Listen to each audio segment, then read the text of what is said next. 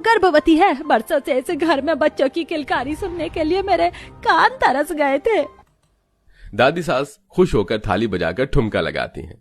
सारे मोहल्ले में हल्ला हो गया, घर में हमारे भी लल्ला हो गया। सारे मोहल्ले में हल्ला हो गया, घर में हमारे भी लल्ला हो गया। धिकतना धिकतना धिकतना धिकतना धिकतना धिकतना।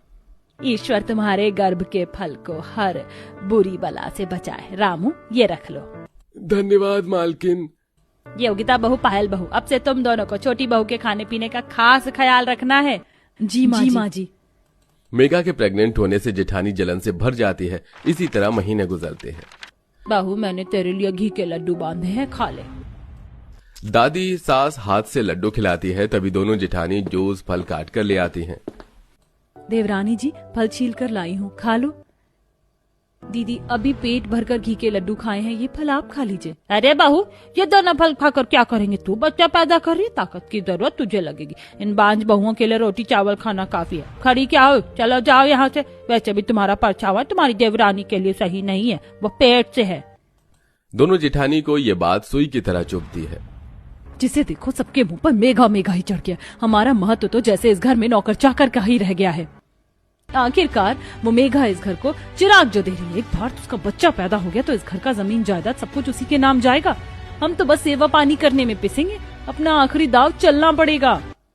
जलन से भरकर दोनों जेठानियां इस बात की खबर शादीशुदा नंद को देती हैं, जो कि अगले दिन आती है।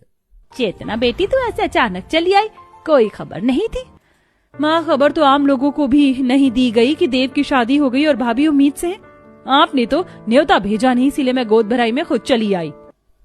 थोड़ी दिनों में मेघा की धूमधाम से गोद भराई होती है। वो अपने मायके के दृश्य को याद करने लगती है, जब अपने माता पिता के साथ बैठकर रूखी सूखी रोटी नमक खा रही होती है। माँ, मेरा पेट भर गया, आप लोग खा लीजिए। मेघा, मुझे मालूम है घर में अनाज कम है, इसीलिए तू आधा पेट खाकर उठ गई। भगवान तुझे ऐसा घर वर दे जहाँ तुझे खाने पीने की कभी घटी ना हो। मुझे अपने भाग्य पर यकीन नहीं हो रहा कि मैं इतने ऊंचे खानदान, धन दौलत से भरे खानदान की बहू हूँ। मेरे होने वाले बच्चों को इतने लोगों का ममता और दुलार मिलेगा। सब लोग मेघा को गोद भराई में उपहार देते हैं, तभी चेतना एक गुड्डा देती है। भाभी, सबने आपको कुछ न कुछ दिया, लेकिन मैं आपको देने नहीं बल्कि लेने आई हूँ। अपनी कोख का पहला बच्चा दे देना। चेतना, ये कैसी बातें कर रही है? हमने